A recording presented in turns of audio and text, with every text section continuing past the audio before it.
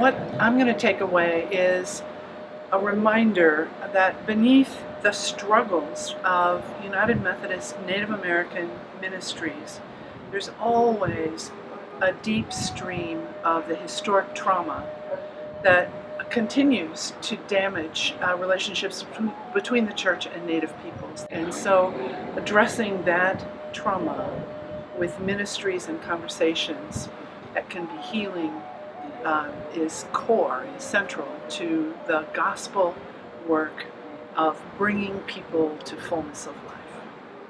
I feel really good about our time together. It helped us to prioritize the direction we need to go.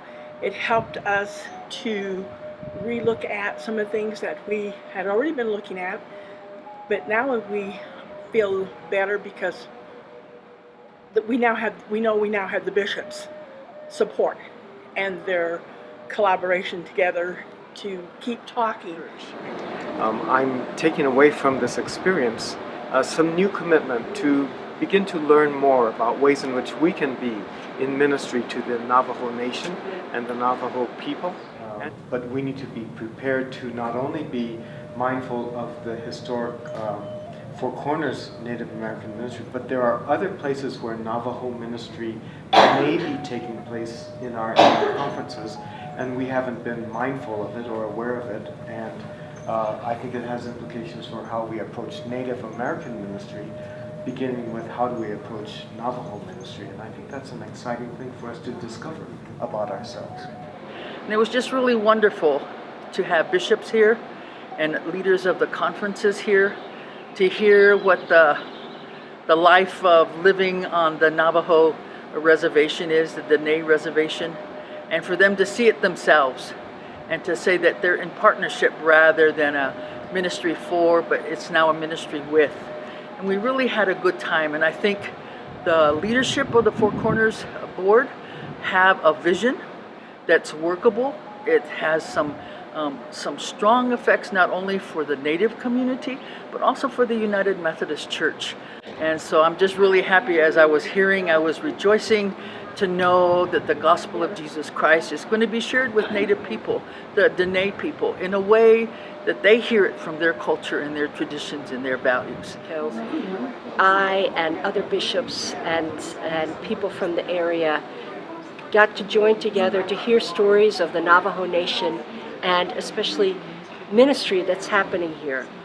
For me, I find what was most exciting was to see how Christianity and culture can come together, not to deny one, not to dismiss one, but because we understand that culture is the lens through which we encounter religion. It's the lens through which we encounter Christ. Christ meets us in our culture. And so I'm looking forward to ways that we can increase ministry here, that we can share the love of Christ in tangible ways that are life-changing and life-transforming. And to have 4 bishops respond to the summit is a miracle in itself. The things that my sisters and brothers shared at the summit are things that were held back because we were afraid to offend, afraid to have our voices heard. And at the summit, we feel that that has been given so that the healing process, as they say, can start. And to be on the board for Four Corners Native American Ministry from 2011 until 2018 was a blessing and a responsibility that I took very seriously. And things kind of went awry. And now to come back at this meeting and be so encouraged and see the leadership. We had 4 bishops here to lead, but to be so encouraged and lifted up and supported in the things that we've been asking for quite a while has been such a blessing. Because I was raised out in West Texas, very conservative, by a father who was a Methodist minister who told me women weren't allowed or called to preach. That's because he hadn't experienced that. When I came to seminary and understood that and saw powerful, powerful proclamations of the gospel by women, I said, you know, Daddy was wrong. And I said to Daddy, Daddy, you know, it's not bad. It's not evil. It's just different. Right? We said some things. You said some things. I heard them.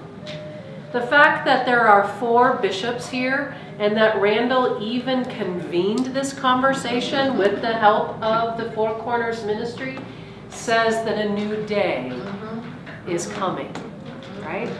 It doesn't have to be like it was. It can, in fact, be different. And in this room are the people who are making that new thing happen, right? May the church be magnified in this area. May it grow and serve. May more people get acquainted with the grace and love of the church through Christ. May that be true.